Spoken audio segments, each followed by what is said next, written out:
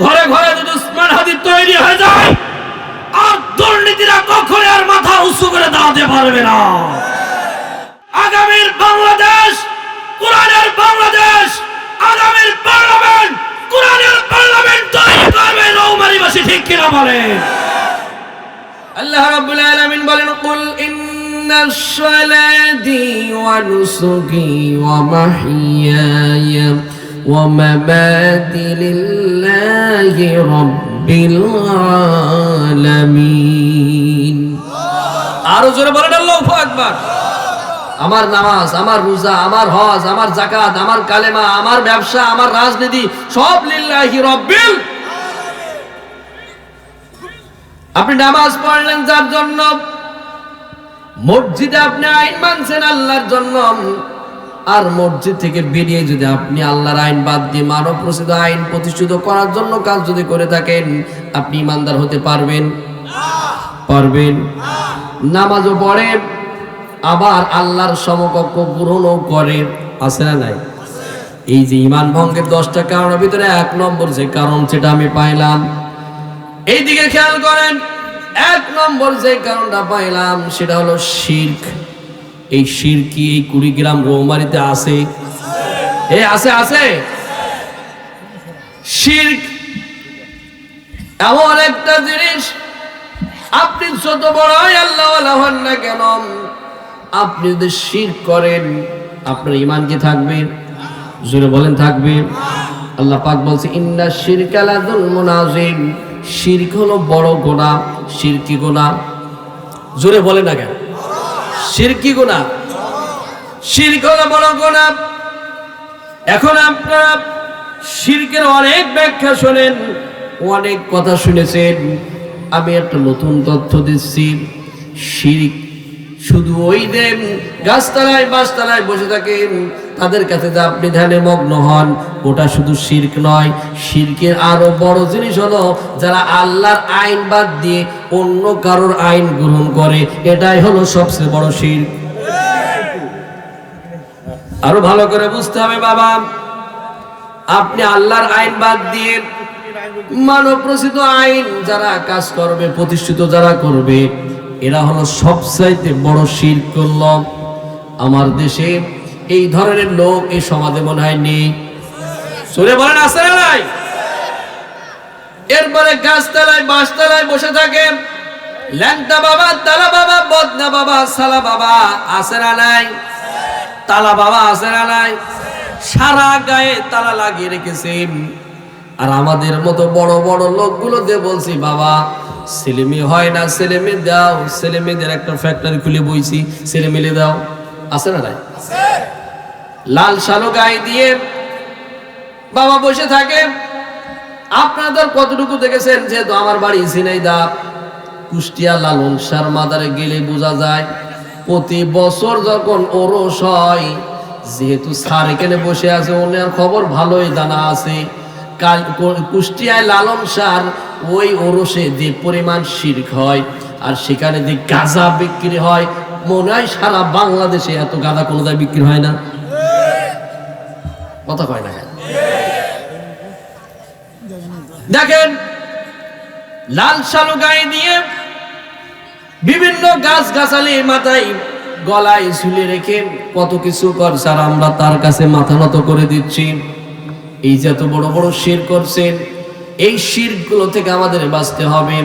আজকে মাদার গেড়ে বসেছি আমরা, কত ল্যাংটা বাবার মাদার রয়েছে, বদনা বাবার, বদনা সার মাদার রয়েছে। এই মাদার কেন্দ্রিক করে আজকে কত শিরক আমার দেশে হয় কি হয় না? জোরে বলেন হয় কি হয় না? যদি ইসলাম ক্ষমতায় যায়, এই শিরকগুলোকে আগে ধ্বংস করা হবে। কি রাজি আছেন তো? রাজি আছেন তো? ঈমান ভঙ্গের প্রধান 1 নম্বর কারণ যেটা হলো শিরক। এই শিরক থেকে আমাদেরকে বাঁচতে হবে। শিরক আমরা করব না, কারণ আল্লাহ রাব্বুল আলামিন তিনি বলেন, ইন্নাল্লাহা লা ইয়াগফিরু আন ইউশরাকা বিহি ওয়া ইয়াগফিরু মা দুনা যালিকা লিমান ইয়াশাউ। আরো জোরে বলেন আল্লাহু আকবার। এই শিরক আমরা করব না। এবার আসেন 2 নম্বর হলো কুফর।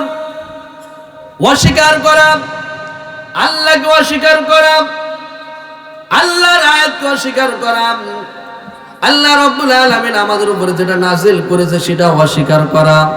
এই অস্বীকারী লোক এদেশে আছে না নাই? জোরে বলেন আছে না নাই? আরো জোরে বলেন আছে না নাই?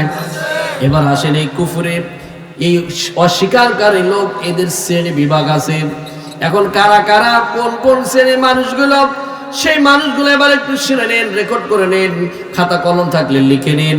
সূরা আলী ইমরান 20 নম্বর আয়াত আল্লাহ তাআলা এখানে বলেন, ইন্নাল্লাযীনা ইয়াকফুরুনা বিআয়াতিল্লাহ ওয়া ইয়াকতুলুনান নাবিয়্যিনা বিগাইরি হক ويقتلون الذين يأمرون بالقسط من الناس فبشرهم بعذاب أليم জোরে বলেন আল্লাহু আকবার, আরো জোরে বলেন আল্লাহু আকবার।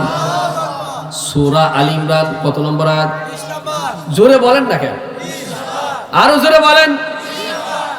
সূরা আলী ইমরান 20 নম্বর আয়াত। এখানে আল্লাহ রাব্বুল আলামিন কি সুন্দর করে জানিয়ে দিয়েছেন কুফরি কারা করে, এদের যে গুণাবলী, এই গুণাবলী তাদের ভিতরে, কাদের ভিতরে পাবেন, সেই চরিত্র লোকগুলো কারা কারা এখানে তুলে ধরেছে। সূরা আলী ইমরান 20 নম্বর আয়াত আল্লাহ পাক বলে, ইন্নাল্লাযীনা ইয়াকফুরুন বিআয়াতিল্লাহ, যারা কুফরি করে, যারা আল্লাহর আয়াতকে অস্বীকার করে, যারা কুফরি করে, তারা কুফরি করবে। এদের চরিত্র হলো 1 নম্বর চরিত্র আল্লাহর আয়াতকে প্রত্যাখ্যান করা, আল্লাহর আইনকে প্রত্যাখ্যান করা, আল্লাহর হুকুমকে প্রত্যাখ্যান করা। এই চরিত্র লোক এই রৌমারী থানায় আছে না নাই? আল্লাহর আইন কি সবাই মানে? সুরে বলেন, আল্লাহর আইন কি সবাই মানে? আল্লাহর আয়াত কি সবাই মানে? বরঞ্চ দেখলাম আল্লাহ রাব্বুল আলামিনের সম্পর্কে বাজে কথা বলার লোক এই দেশে আছে না নাই? নবীর সম্পর্কে বাজে কথা বলার লোক এই সমাজে আছে না নাই? জোরে বলেন আছে না নাই? আরো জোরে বলেন আছে না নাই? আপনাদেরকে আমি স্পষ্ট ভাষায় বলে দিই, ভাই আপনি কোন দল করেন না করেন ওটা আমার দেখার বিষয় নয়। ভালো করে শোনেন, ভালো করে বোঝেন। আপনি আমার বিরুদ্ধে কথা বলেন, আমার কোনো যায় আসে না। আপনি এসপি সাহেবের বিরুদ্ধে কথা বলেন, আমার কোনো যায় আসে না। আমার সভাপতির বিরুদ্ধে কথা বলেন, আমার কোনো যায় আসে না। আপনি আমার দলের বিরুদ্ধে কথা বলেন, আমার কোনো যায় আসে না। আমার বাপের বিরুদ্ধে কথা বলেন, আমার কোনো যায় আসে না। কিন্তু আমার কোরআন সম্পর্কে কেউ বাজে কথা বললেন, আমার নবী সম্পর্কে বাজে কথা বললে ওর পিঠে চামড়া থাকবে না। এরপর কিছু লোক মুখ খুলিনি, তার মানে ঝামেলা আছে না? আপনারা কি সিটি আছে নাকি? এখানে ভেজাল আছে নাকি? ভেজাল মুক্ত বাংলাদেশ গড়তে চাই আমরা, কথা বলে না কেন? ভেজাল মুক্ত বাংলাদেশ গড়তে চাই, আর ভেজাল নিয়ে সামনে যেতে চাই না। এমন একটা বাংলাদেশ আমরা গড়তে চাই যেখানে আমরা সুখে দুঃখে কাঁধে কাঁধ মিলিয়ে একসাথে থাকতে পারি। অনাহারে আর মানুষ থাকবে না। বাস টার্মিনাল গুলোতে, রেল স্টেশনে গুলোতে অসংখ্য মানুষ আজকে শুয়ে আছে, দেখার কেউ নাই। এরকম বাংলাদেশ আমরা চাই না। আমরা চাই সবাই একসাথে সুখে দুঃখে বসবাস করতে চাই। কি রাজি আছেন তো? রাজি আছেন তো? না, 2-1 মুখ শুকিয়ে যাচ্ছে। আমার কথা তো সবার ভালো লাগবে না। ভালো কি লাগবে? চোরের বিরুদ্ধে কথা বললে কি আমার ভালো, মানে তার ভালো লাগবে? আচ্ছা, একটু ভালো করে বোঝায়, কষ্ট হচ্ছে না তো আপনাদের? এই যে আমার হাতে যে কোরআন, এই কোরআন কি চোরের পক্ষে বলে না বিপক্ষে বলে? সুদের পক্ষে বলে না বিপক্ষে বলে? শুধুমাত্র রিলিফের মাল মেরে খায় যে নেতা, তার পক্ষে বলে মনে হয়? রিলিফের মাল মেরে খাওয়ার নেতা কি এদেশে আছে? গরিবের হক মেরে খাওয়ার লোক কি এদেশে আছে? আচ্ছা, এই বিরুদ্ধে তখন আমি কথা বলবো, যেহেতু পাশে আপনাদের দাদা বাবুর দেশ, ওখান থেকে রাতের আধারে চলে আসছে আপনার ফেন্সিডিল, ইয়াবা, আছে না নাই? এখন ওই ফেন্সিডিলের বিরুদ্ধে যদি আমি বলি, ওই মাদকের বিরুদ্ধে তখন কথা বলবো, ওকে আমার পক্ষে বলবে? ও তখন আমি তখন চোরের বিরুদ্ধে বলবো, ঘুষের বিরুদ্ধে বলবো, দুর্নীতির বিরুদ্ধে তখন বলবো, সুদের বিরুদ্ধে তখন বলবো, মাদকের বিরুদ্ধে যখন কথা বলবো, তখন এক শ্রেণীর মানুষ কালকেই সকালবেলা চার দোকানে বলবে হুজুর শুধু রাজনীতি করে গিয়েছে। কথা বলে না কেন? কিন্তু এই কথাগুলো বলার দরকার আছে না নাই? জোরে বলেন, দরকার আছে না নাই? আমি মনে করি যারা চার দোকানে এই কথা বলে, যারা, ওদের নিজেদেরই সমস্যা, ওদের নিজেদেরই কি সমস্যা। কষ্ট হচ্ছে না তো আপনাদের? কষ্ট হচ্ছে না তো? ইয়াকফুরুনা বিআয়াতিল্লাহ, আল্লাহর আয়াত অস্বীকার করবে যারা, ইসলামটাকে অস্বীকার করবে যারা, নবী রাসূলকে নিয়ে বাজে মন্তব্য করবে যারা, এগুলো ঈমান কি আছে? জোরে বলতে, ঈমান কি আছে? আমি এই যে বললাম, আপনি আমার সম্পর্কে বাজে বলেন, আমার কোনো যায় আসে না, কিন্তু আমার নবীর সম্পর্কে, আমার আল্লাহ সম্পর্কে কেউ বাজে কথা বলবে, আর আমি হুজুর চুপ মেরে বসে থাকবো, আমি বক্তা এই জায়গায় শুধু তাকে না বলে, তাকে কিছু না বলে মাইক ছেড়ে দিয়ে চলে যাব, আমার মতো ভণ্ড হুজুর আর কেউ হতে পারে না। ইয়াকফুরুনা বিআয়াতিল্লাহ, এরা আল্লাহর আয়াতকে অস্বীকার করে, আল্লাহর আয়াত প্রতিষ্ঠিত হোক এটা মেনে নিতে পারে না। এই শ্রেণীর লোক আছে না নাই? কারণ আল্লাহর আইন প্রতিষ্ঠিত হয়ে গেলে তো আর রাতে আধারে চুরি করতে পারবো না, ডাকাতি করতে পারবো না, ছিনতাই করতে পারবো না, রাহাজানি করতে পারবো না, খুন খারাপি করতে পারবো না, জিনা করতে পারবো না, সুদে ব্যবসা করতে পারবো না, ঘুষে ব্যবসা করতে পারবো না, গরিবের হক মেরে খেতে পারবো না, রাস্তা কালভার্ট গুলো মেরে খেতে পারবো না। এই চিন্তা যারা করে, ওরাই আল্লাহর আয়াতকে সমাজে প্রতিষ্ঠিত করতে দেয় না, আর ওরাই আল্লাহর আয়াতগুলোকে প্রত্যাখ্যান করে। কথা বলে না কেন? এই জন্য আমরা মাঝে মধ্যে বলি যে শরিয়া আইন প্রতিষ্ঠিত হোক, এটা আমরা চাই না। কথা বলে না কেন? এক শ্রেণীর লোক বলে কি বলে না? এক শ্রেণীর লোক বলে যে শরিয়া আইন প্রতিষ্ঠিত হোক, এটা আমরা চাই না। আমি বলি, চাচা তুমি এখনো মুসলমান আছো কিনা আমার সন্দেহ হয়। রাগ হচ্ছে না তো? হলেও করার কিছু নেই, কারণ এই কথাগুলো কোরআনের কথাগুলো বলছে আল্লাহ। রাগ করলে আপনি আল্লাহর সাথে করেন, আমি আব্দুল মামুনের সাথে রাগ করে লাভ আছে? বলেন লাভ আছে?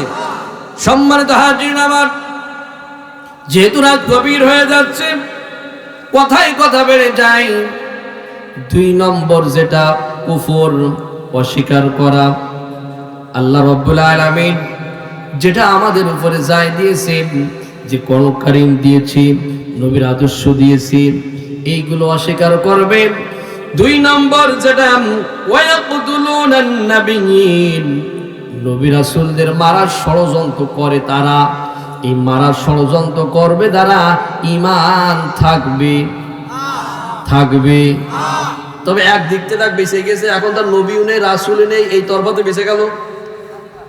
হ্যাঁ, ওয়ায়াকুতুলুনান নাবিয়্যিন, এখানে আমার হুজুররা বসে আছে, শুধু নবী রাসূলদের নয়, আল উলামা ওয়ারাসাতুল আম্বিয়া, নবীদের ওয়ারিস হলো আলেম ওলামারা।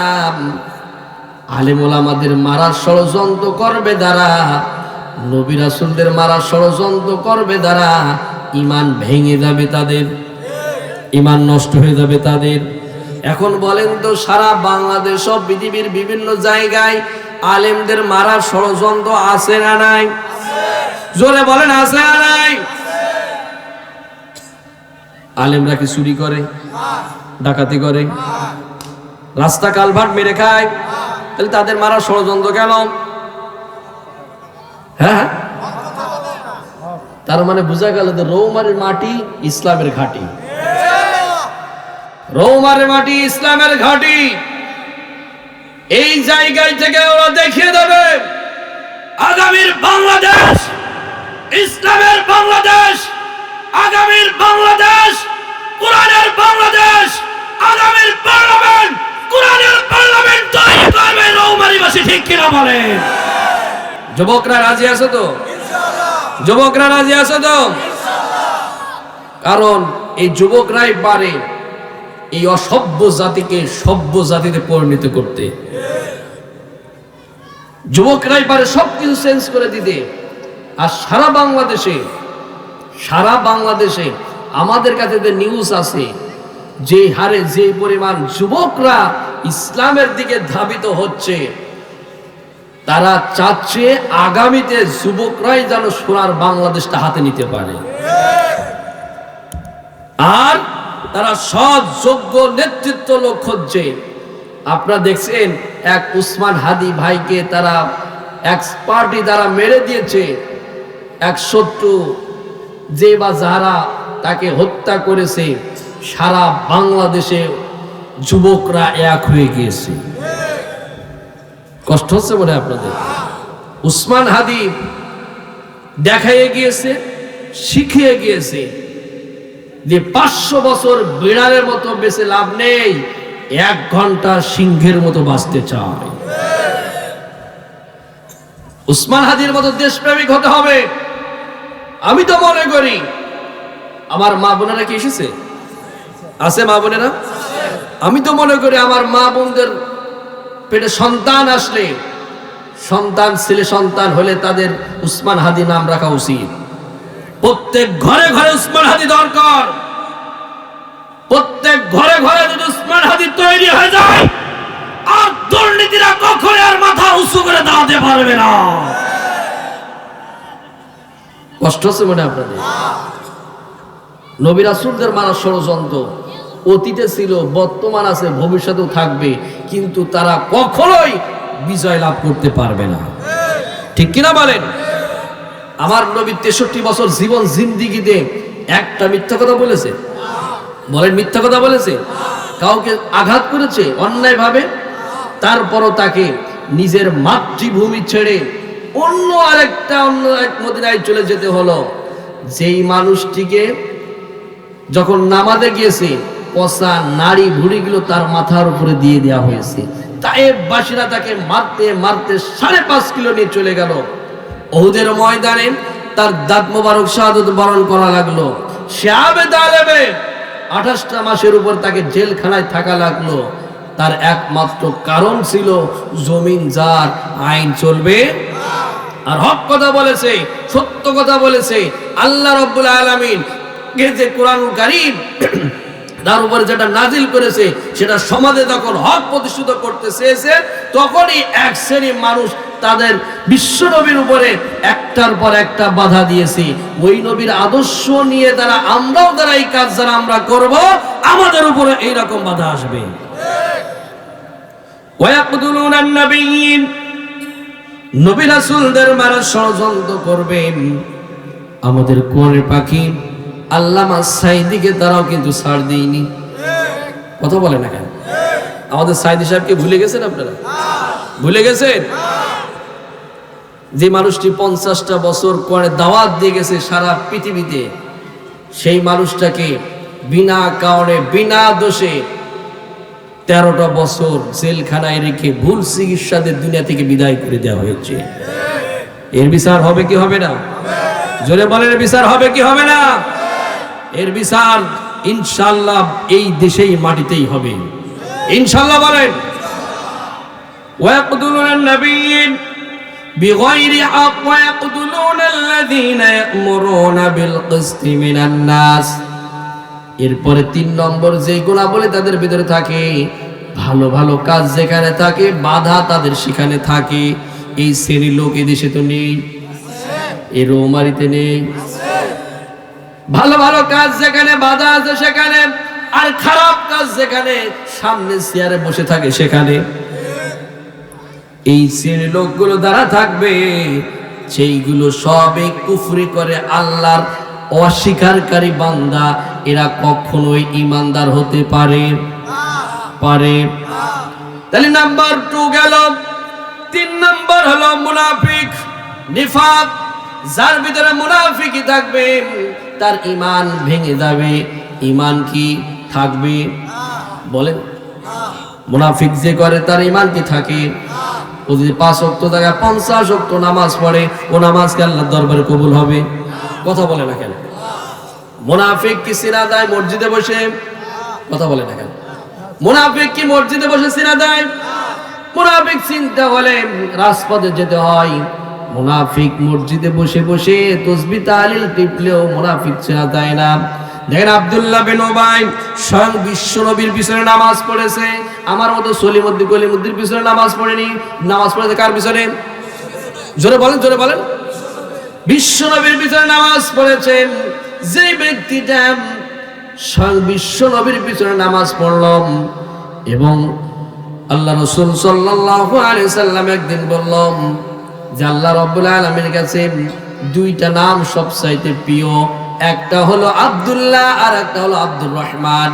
এই আব্দুল্লাহ বিন উবাই শোনা মাত্রই সাথে সাথে তার ছেলেদের এই নামগুলো রেখে দিলেন। আল্লাহু আকবার বলেন। এই আব্দুল্লাহ বিন উবাই আমার নবী যেইভাবে পাকড়িটা বাঁধতেন, আব্দুল্লাহ বিন উবাই সেইভাবেই পাকড়ি বাঁধতেন। আব্দুল্লাহ বিন উবাই, সেই আব্দুল্লাহ বিন উবাই আমার নবী যেই স্টাইল হাঁটতেন সেই স্টাইলে তিনি হাঁটার চেষ্টা করতেন। আমার নবী যখন মেম্বার উঠে যখন বক্তব্য দিতেন, বক্তব্য দেওয়ার আগে আব্দুল্লাহ বিন উবাই বলতো, হে মক্কার মানুষেরা, এই আনসার মুহাজির সাহাবীরা, ভালো করে শোনো, কান খাড়া করে কথাগুলো শোনো। এখন বক্তব্য দেবে আব্দুল্লাহর বেটা মুহাম্মদ সাল্লাল্লাহু আলাইহি ওয়াসাল্লাম। কারো শব্দ যেন টু শব্দ না হয়, কারো কথা যেন আমার নবীর উপরে কথা যেন না হয়। সেই মানুষটি মুনাফিকের সর্দার হলো, তার একমাত্র কারণ ছিল মসজিদে যার আইন মানত না, মসজিদে যার আইন মানত, মসজিদের বাইরে তার আইন মানত না। এত আসতে বললেন কে? ঠিক? আরো জোরে বলেন ঠিক কিনা? তার একমাত্র কারণ ছিল মসজিদে যার আইন মানত, মসজিদের বাইরে আইন মানত না। মসজিদ আল্লাহর আইন মানত, মসজিদের ভিতরে নবীর আদর্শ মানত, আর মসজিদের বাইরে বান্দার আইন মানত, অর্থাৎ আবু জেহেলের আদর্শ মানত, আবু জেহেলের আইন মানত। কথা বলে না কেন?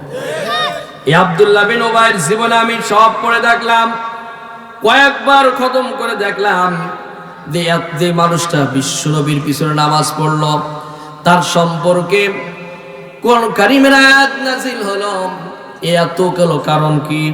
আমি দেখলাম তার একটা মাত্র সমস্যা ছিল, সে আদর্শ মানত নবী বাদে আবু জেহেলের।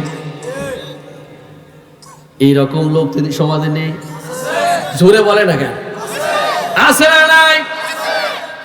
এই আব্দুল্লাহ বিন উবাই যখন মারা গেল, মারা যাওয়ার পরে তার ছেলে তখন এসে বিশ্ব নবীকে বলল, ইয়া রাসূলুল্লাহ, হাবিবাল্লাহ, আমার বাবা দুনিয়া থেকে বিদায় নিয়েছেন, কিন্তু দুনিয়া থেকে বিদায় নেওয়ার আগে আমাকে ওসিয়ত করে গেছে, আমার বাবার গায়ের যে কাফনের কাপড় যেটা হবে সেটা হবে আপনার গায়ের জুব্বা, আর আমার বাবার জানাজার নামাজটা আপনাকে পড়াতে হবে। রোমারে বাসি এই গভীর রজনীতে কথাগুলো বলছি, কান খাড়া করে কথাগুলো শোনো। 11:47 বাজে এখন, কথাটা ভালো করে শোনেন। এই আব্দুল্লাহ অর্থাৎ আব্দুল্লাহ বিন উবাইর ছেলে বিশ্ব নবীকে এসে বলছে, ইয়া রাসূলুল্লাহ, হাবিবাল্লাহ, আমার বাবা মারা গেছে আর ওসিয়ত করে গেছে দুইটা। কয়টা? জোর হলো না? সবাই বলেন। গায়ের জুব্বা খুলে দিতে হবে, ওটা দিয়ে আমার বাবার কাপড়ে কাপড় পরাবো, আর আমার বাবার জানাজা পড়াতে হবে আপনার। বিশ্বনবী গায়ের জুব্বাটা তখন খুলে দেবে। অনেক বড় কাহিনী, অনেক বড় কথা এখানে আছে, সংক্ষেপে শোনেন।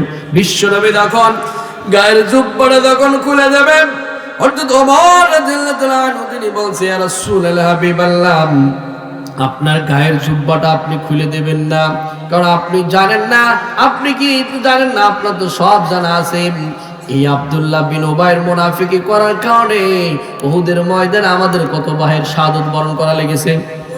কথা বলে না কেন? আপনার দাঁত মুবারক শাহাদাত বরণ করা লেগেছে।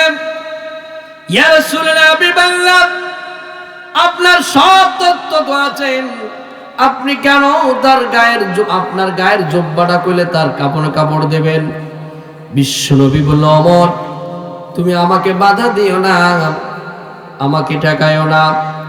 আমার চাচা বদরের যুদ্ধে তাকে অ্যারেস্ট করা হয়েছিল, তাকে তখন খুঁটিতে বেঁধে রাখা হয়েছিল, দড়িতে তখন বাঁধা হয়েছিল, এত কষে বাঁধা হয়েছিল যে আমার চাচার কষ্ট হচ্ছিল। এই আব্দুল্লাহ বিন উবাই তার গায়ের জুব্বা খুলে আমার চাচার গায়ে দিয়েছিল এবং দড়িটা ঢিল করেছিল। হে ওমর, আজকে আমি আমার গায়ের জুব্বাটা খুলে দিতে চাই, দুনিয়া থেকে তার ঋণ আমি পরিশোধ করে দিতে চাই, যাতে কিয়ামতের ময়দানে এসে দাঁড়িয়ে যেন ওই কথাটা না বলতে পারে। আব্দুল্লাহ বিন উবাই গায়ের জুব্বা খুলে দিলেন, বিশ্ব নবী জানাজার জন্য যাবেন। এমন সময় ওমর বলল, ইয়া রাসূলুল্লাহ, হাবিবাল্লাহ, আপনি যাবেন না, যেতে পারেন না। অনেক বড় ঘটনা। আল্লাহ রাব্বুল আলামিন আয়াত নাযিল করে দিলেন, ওয়ালা তুসাল্লি আলা আহাদিন মিনহুম মাতা আবাদা ওয়ালা তাকুম আলা কবরিক। ও নবী, আপনি তার জানাজা পড়াবেন না, তার কবরের কাছে যাবেন না, তার জন্য দোয়াও করবেন না। একবার নয়, দুইবার নয়, 70 বার উপরে যদি আপনি আমার কাছে দোয়া করেন, ও দোয়া আমি আল্লাহ কবুল করব। কি বলছে কথা? জোরে বলেন না কেন? আরো জোরে বলেন। আল্লাহ বলছে ওয়ালা তুসাল্লি, ওর জানাজা পড়াবেন না। কে বলেছে? জোরে বলেন, কে বলেছে? আব্দুল্লাহ বিন উবাই তিনি ধরে নিয়েছিলেন যে বিশ্বনবী যদি আমার জানাজা পড়াই তাহলে তো আমার মাফ। কিন্তু আল্লাহ রাব্বুল আলামিন খেলাচ্ছে কে খেলাচ্ছে? আল্লাহ বলল, নবী ওয়ালা তুসাল্লি, ওর জানাজা পড়াবেন না। মুনাফিকের সর্দারও ওর জানাজা পড়ানো যাবে। আল্লাহ কবরিক, ওর কবরের কাছে যাবেন না, ওর জন্য দোয়াও করবেন না। কি বলছে কথা? বিশ্বনবী কেমন যাবে? কথা বলে না কেন? বিশ্বনবী কি যাবে? আর আমার এলাকার বড় মুনাফিক মারা গেলে আমরা হুজুররা আগে বড় থাকি ফাঁস কাতারে। কথা বলে না কেন? বিনামাজি যদি মারা যায় ওই দিন মসজিদে এতবার বলা লাগে, একজন ইমানদার, একজন ফার্স্ট ক্লাস ইমানদার, আমি জানি উনি 5 ওয়াক্ত নামাজ পড়ে ইকামতের আন্দোলন করে, ওই ব্যক্তি মারা গেলে তার মাই কত বলা লাগে না? কারণ যেহেতু আমি ইমামতি করি, আমি তো জানি যে এটা 5 ওয়াক্ত নামাজ পড়ে না, সারা জীবন ইসলামের বিরোধিতা করেছে, সারা জীবন দাড়িওয়ালা, টুপিওয়ালা, পাঞ্জাবিওয়ালাদের বিরোধিতা করেছে। ওই বাটপার মারা গেলে শুধু ফোন মারে, হুজুর মসজিদে একটু বলে দেন, যে মসজিদে বলে দানো, কিংবা আপনি একটু বলে দেন অমুক ব্যক্তি মারা গেছে, অমুক ব্যক্তি মারা গেছে। ওই দিন তত জোর চলে। কথা বলে না কেন? বেনামাজি মারা গেলে মাইকির কোপে মানে এলাকা বন্ধ। দেখেন আমরা ইমাম যারা আছি, ভালো করে সেই ইমাম সাহেবরা কবরে যখন ছুটছি এই ব্যক্তিটাকে তখন বলছি বিসমিল্লাহি আলা মিল্লাতি, জোরে বলে না কেন? বিসমিল্লাহি আলা মিল্লাতি রাসূলিল্লাহ। আমি হুজুর এইটা থুয়ে আসছি, ও সারা জীবন ইসলামের বিরোধিতা করেছে, সারা জীবন দাড়িওয়ালা, টুপিওয়ালা, পাঞ্জাবিওয়ালাদের বিরোধিতা করেছে, সারা জীবন আল্লাহর আইন সমাজে রাষ্ট্রে প্রতিষ্ঠিত হোক এটা চাইনি। আর আমি হুজুর বলে আসছি বিসমিল্লাহি আলা মিল্লাতি রাসূলিল্লাহ। নবী সারা জীবন আপনার দল করেছে, সারা জীবন আপনার আদর্শ প্রতিষ্ঠিত করে গেছে, এখন মরে গেছে, এখন আপনার কাছে আমি শপথ করে গেলাম। বলেন আমার মতো বড় মিথ্যাবাদী ওই এলাকায় আর একজন আছে? ভালো করে জবাব দিলেন তো? আমি ইমাম যদি এই কথা বলে আসি, আমি ইমাম যদি এই কথা বলি, আমার পিছনে নামাজ পড়লে কি নামাজ হবে? বলেন নামাজ পড়লে কি নামাজ হবে? আমি এই জায়গায় দাঁড়িয়ে বলছি, ঠিক আছে শেষ করে দিই। আচ্ছা ঠিক আছে, কষ্ট হচ্ছে না তো আপনাদের? আর কিছুক্ষণ কষ্ট দেবো আপনাদের। হ্যাঁ না রে ভাই, এটা শরীর মেশিন না রে ভাই, তেল দিলেই চলবে। কষ্ট দিয়ে ফেলিস মানে আপনাদের আলোচনা কি চলবে? না খুব ভালো কথা লিখেছে উনি, তো যেহেতু আলেম মানুষ তো আলহামদুলিল্লাহ। আমাদেরও আসলে ভাবা উচিত। 8:30টায় আমার গাড়ি স্টার্ট হয়েছে, আর আসলাম কখন ভাই? এই মনে হয় 8টার দিকে, 8টার একটু আগে আসছে মনে হয়। সেই থেকে এই পর্যন্ত গাড়ি চলছে, আর এই মাঝখানে একটু ব্রেক করেছে, তাই একটু খাবার টাবার নাস্তা করার জন্য। এই দিনটা এখন এই যে এত রাত পর্যন্ত আলোচনা চলছে, 1 ঘন্টা পার হয়ে গেছে। আপনাদের মনে খুব কষ্ট দিয়ে ফেলেছি মনে হয়। আবার দেখা হবে, কথা হবে ইনশাল্লাহ। ইনশাল্লাহ বলেন না কেন? তবে আমি যেটা ধরেছি এটা বলে শেষ করবো। ইনশাল্লাহ বলেন না কেন? না, আমার খুব রাগ আপনাদের। ভালো করে শোনেন, আমরা যারা ইমাম আছি, ওয়াল্লাহি আল্লাহর কসম করে বলছি, কোরআন সাক্ষী, আমি যেদিন আমার শহরে আমি একটা মসজিদের খতিব, আমি যেদিন ওনাদের নিয়োগ হয়েছে আমার, সেদিন আমি প্রথম জুম্মায় আমি বলেছি, যদি কোনো বেনামাজি জানি তো নামাজ পড়ে না, ইসলামে বিরোধিতা করে, দাড়িওয়ালা টুপিওয়ালা পাঞ্জাবিওয়ালা কিংবা ইসলাম আন্দোলন লোকদের বিরোধিতা করে, ওর জানাজা আমি হুজুর পড়াবো। আমি আমার সভাপতি সেক্রেটারিকে সবাইকে বলেছি, আমার জোর করবেন না। ও সেটা আপনি যদি মনে করেন যে আমি ইমামতি করি বলে আমার জানাজা পড়াতে হবে, আর জানাজা যদি না পড়ায় তাহলে ইমামতি রাখবো না, আমার বলবেন আমি সালাম দিয়ে চলে যাবো, তবু বিন আমাদের জানাজা আমি পড়াতে পারবো না। আমরা ইমামরা যদি ঠিক হয়ে যায়, আমরা ইমামরা যদি একটু দুই একটা এরকম করে দিতে পারি, বাদ বাকি কিন্তু অত ভালো হয়ে যাবে। কথা বলে না কেন? আর একটু ভালো করে বুঝাবো, কষ্ট হবে না তো আপনাদের? আর দুই এক মিনিট দিই আপনাদের। আচ্ছা, এই দেশে মসজিদের সংখ্যা কত জানেন আপনারা? 3 লক্ষ, 3.5 লক্ষ, 3.5 লক্ষ মসজিদ। এখন 3.5 লক্ষ প্লাস আছে, কারণ 2024 সালে আমাদের কাছে যেটা হিসাব ছিল 3.5 লক্ষ। এই 3.5 লক্ষ মসজিদ আছে আমার সোনার বাংলাদেশ, ধরে নেন যে 3.5 লক্ষ মসজিদের ইমাম আছে না নাই? বাবা কথা না বললে আমি বুঝি না। 3.5 লক্ষ মসজিদ ইমাম আছে না নাই? মুয়াজ্জিন আছে না নাই? তাহলে 3.5 লক্ষ আর 3.5 লক্ষ কত হয়? জোরে বলেন। 7 লক্ষ। এই 7 লক্ষরও তো আবার স্ত্রী তো আছে। স্ত্রী ছিলেন তো আপনারা? বউ যেটা বলে আর কি, হুজুরদের বউ নেই, মুয়াজ্জিনদের বউ নেই। তার এই 7 লক্ষর যদি বউ হয় কিংবা স্ত্রী হয়, কয় লক্ষ হইল? জোরে বলেন, কয় লক্ষ হইল? এই 14 লক্ষর আমার বাপ মা আছে না নাই? তাহলে কত হয়? হ্যাঁ, 14 দোকানে কত? 28 লক্ষ। এই 28 লক্ষর আবার ছেলে মেয়ে আছে না নাই? জোরে বলেন না কেন? আমি অঙ্ক কষতে দেখলাম প্রায় এই সোনার বাংলাদেশে আমরাই প্রায় 1 কোটি আছি। কথা বলে না কেন? আমরা কত আছি? 1 কোটি আছি। রৌমারী থানাবাসী সনব, কান খাড়া করে কথাগুলো শোনেন। এই 1 কোটি লাগবে না। এদেশে 3.5 লক্ষ মসজিদের ইমাম আছে। এই 3.5 লক্ষ মসজিদ যদি এক হতে পারে, এই সোনার বাংলাদেশে ইসলাম কায়েম হতে 1 বছর লাগবে না। কারণ এই মসজিদের ইমাম সাহেব এক কথা বলে, ও আর এক মসজিদ ইমাম সাহেব আর কথা বলে। কথা বলে না কেন? এই মসজিদ ইমাম সাহেব সভাপতি সেক্রেটারি ক্যাশিয়ার 5 চারটে পার লোকগুলো একবার ধুয়ে মুছে ফেলেছে। আবার ওই মসজিদের সভাপতি সেক্রেটারি ক্যাশিয়ারকে বলে, কি সভাপতি আর কি সেক্রেটারি, অত কোনো টাইম নেই, কোরআনে যেটা আছে সেটাই বলবো। আমাদের মাথার ভিতরে টেন্ডেন্সি তখন না পর্যন্ত দূর না করব যে সভাপতি সেক্রেটারি ক্যাশিয়ার আমার রিজিকের দাতা মালিক নয়, আমার রিজিকের মালিক আমার আল্লাহ।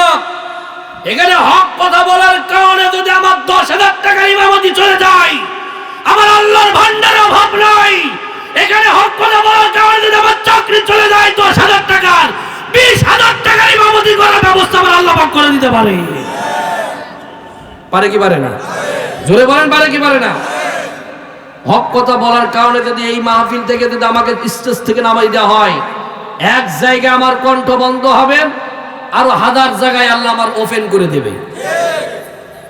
রিজিকের চিন্তা করার দরকার নেই, রিজিকের পিছনে দৌড়ানোর দরকার নেই। রিজিক যিনি দান করবেন তার পিছনে দৌড়ান। রিজিক কে দান করে? কে দান করে? আল্লাহ বলছে, ওয়ালা তুসাল্লি আলা আহাদিম মিনহুম মাতা আবাদা ওয়ালা তাকুম আলা কবরি। হে নবী, ও মুনাফিক, ওর মনে এক বাইরে আরেক এই চরিত্র লোক আছে না নাই? জোরে বলেন, আছে নাই? আমি আয়াত পড়ি যখন আর মনে মনে হাসি, যদি এখন ওই আয়াত নাজিল হওয়ার সময় থাকতো তাহলে অনেক লোকের জানাজাই হতো না। আন্দাজে বললেন ঠিক? যদি আয়াত এখন নাজিল হওয়ার সময় হতো তাহলে অনেক লোকের জানাজাই, কথা বলে না কেন? জানাজাই কি হইতো না। এই মুনাফিক করা যাবে? মুনাফিকি করা যাবে? মুসলমান কি মুনাফিকি করতে পারে? মুনাফিকি যারাই করেছে বিপদে তারাই পড়েছে। কথা বলে না কেন? সম্মানিত হাজিরিন, অনেক রাত হয়ে গেছে, শেষ করে দিলাম আজকে। না না, ও শোনেন, যেহেতু রাত 12টা বেজে গেছে, আবার কথা হবে ইনশাআল্লাহ।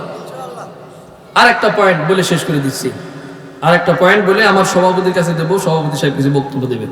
আর একটা পয়েন্ট, পিতামাতার অবাধ্য হবে দ্বারা ঈমান থাকবে থাকবে। এই যুবক যারা আছো, পিতামাতার খেদমত করা লাগবে কি লাগবে না? জোরে বলে লাগবে কি লাগবে না? নিজের শ্বশুর শাশুড়ি যেভাবে ধুয়ে মুছে থচ্ছ, বাপ মারও তার চেয়ে ডবল ভাবে ধুয়ে মুছে থতে হবে। কথা বলে না কেন? স্যার আপনার বাবা আছে? বাবা নেই, টের পাশেও নেই। যে বাবা নামক যে বট বৃক্ষ যেটা ছিল হারিয়ে ফেলেছি। বাবা যার নাই সে তো বুঝতে পারে দুনিয়া তার ফাঁকা। কথা বলেন না কেন? একদম ফাঁকা। ভালোবাসি তোমায় বাবা, বুকটা যে যাইছি রে, তোমার কথা হৃদয় মাঝে পড়ছে বারে বারে। ভালোবাসি তোমায় বাবা, বুকটা যে যাইছি রে, তোমার কথা হৃদয় মাঝে পড়ছে বারে বারে। বাবা গো বাবা, বাবা গো বাবা, বাবা তুমি কেমন আছো ছোট মাটির ঘরে, তোমার কথা হৃদয় মাঝে পড়ছে বারে বারে। বাবা তুমি কেমন আছো ছোট মাটির ঘরে, তোমার কথা হৃদয় মাঝে পড়ছে বারে বারে। বাবা গো বাবা, বাবা গো বাবা, লিল্লাহি তাকবীর। আমার ভাই, যার বাবা নাই সে বুঝে বাবা হারানোর কত ব্যথা। দুনিয়াতে যার মা হারিয়ে ফেলেছে সে বোঝে মা হারানোর কত জ্বালা। এই শীতের কনকনে রাতে সবাই ঘুমিয়ে পড়েছে, মায়ের পেটে থেকেছে যখন মা ঘুমাতে পারেনি, সারা রাত জেগে থেকেছে।